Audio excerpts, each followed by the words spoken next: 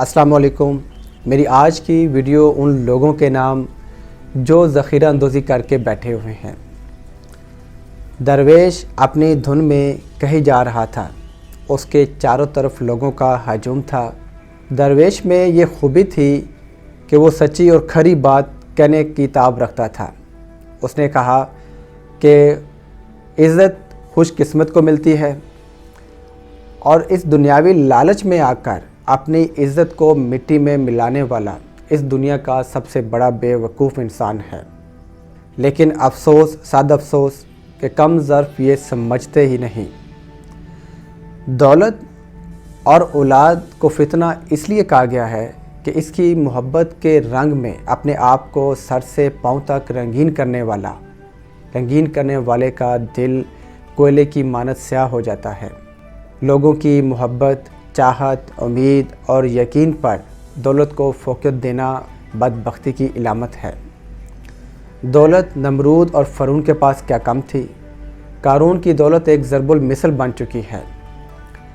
ایسی دولت کس کام کی جس کی بنیاد پر لوگ نفرت کرنے لگ جائیں، اور ایسی دولت جو لوٹ کھسوٹ سے اکٹھی کی گئی ہو ایک انتہائی گھناؤنا عمل ہے اور ہر لحاظ سے قابل مذمت ہے۔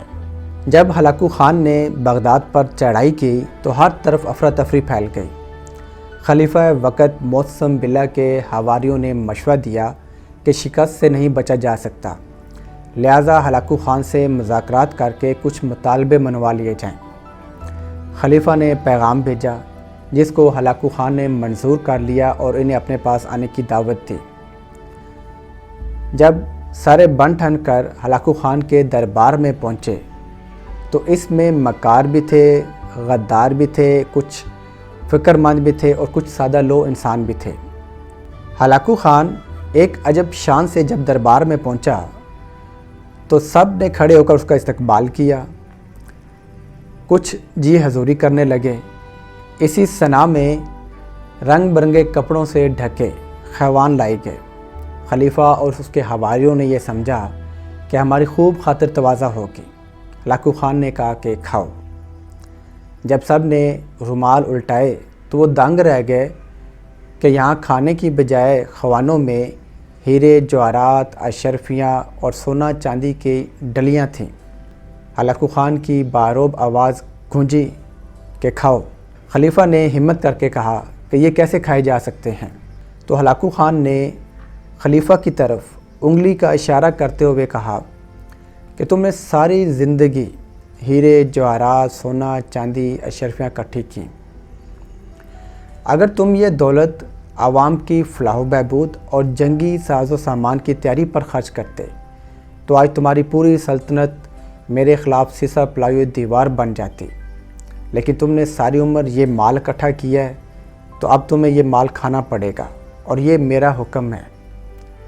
کچھ لوگوں نے انکار کیا تو ہلاکو خان کے سپاہیوں نے ان کے منہ میں اشرفیوں، سونا چاندی کے جو ڈلیاں تھیں ان کے منہ میں بھریں۔ وہ چیختے چلاتے اسی عالم میں ان کی موت واقع ہو گئی۔ دولت سے محبت انسان اور انسانیت کی موت ہے، اور لوٹ کھسوٹ سے اکٹھی گئی دولت ڈاکہ ڈالنے کے مترادف ہے۔ یاد کریں اور تصوف کی آنکھ سے کبھی سوچیں کہ وہ معاشرہ بھی کیا معاشرہ ہوگا جب اس شخصیت جس سے اس وقت کی تمام عالمی طاقتیں خوفزدہ رہتی تھیں، اور ایک سادہ سے شخص نے مسجد نبوی صلی اللہ علیہ وآلہ وسلم میں کھڑے ہو کر آپ کا دامن تھام کر پوچھا، عمر سب کے حصے میں ایک ایک چادر آئی، تمہارا قد دراز ہے، تمہارا لباس کیسے بنا؟ وہ منظر کیسا ہوگا؟ حادثے، زلزلے اور بیماریاں ہمارے لیے وارننگ ہیں۔ اس سے پہلے کہ توبہ کا دروازہ بند ہو جائے یا سانس اوپر کی اوپر اور نیچے کی نیچے رہ جائے، ہمیں حلال، حرام، جائز، ناجائز میں تفریق کرنا ہوگی۔ عزت پر دولت کو ترجیح دینے کی روش کو ترک کرنا ہوگا، اور ذاتی مفاد کے لیے حد سے گزرنا ایک مکروہ فعل ہے، اس سے بچو اور سچ کا ساتھ دو، سچائی کے ساتھی بن جاؤ۔ یہی ایک درویش کی نصیحت ہے۔